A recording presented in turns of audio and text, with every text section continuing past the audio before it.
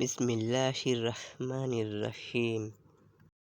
আবু হুরায়রা রাদিয়াল্লাহু তাআলা আনহু থেকে বর্ণিত, তিনি বলেন, লোকে বলে, আবু হুরায়রা রাদিয়াল্লাহু তাআলা আনহু অধিক হাদিস বর্ণনা করে। জেনে রাখো, কিতাবে 2টি আয়াত যদি না থাকতো তবে আমি একটি হাদিসও পেশ করতাম না। অতঃপর তিনি তিলাওয়াত করলেন, আমি সেসব স্পষ্ট নিদর্শন ও পথ নির্দেশ অবতীর্ণ করেছি মানুষের জন্য।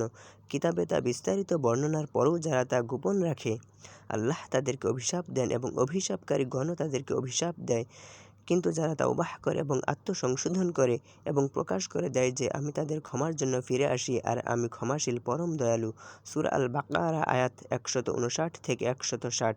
প্রকৃত ঘটনা এই যে আমার মুহাজির ভাইয়েরা বাজারে কেনা বেচায় এবং আমার আনসার ভাইয়েরা জমাজমির কাজে মশগুল থাকত। আর আবু হুরায়রা রাদিয়াল্লাহু তাআলা আনহু অভুক্ত থেকে তুষ্ট থেকে আল্লাহর রসুল এর সঙ্গে লেগে থাকত।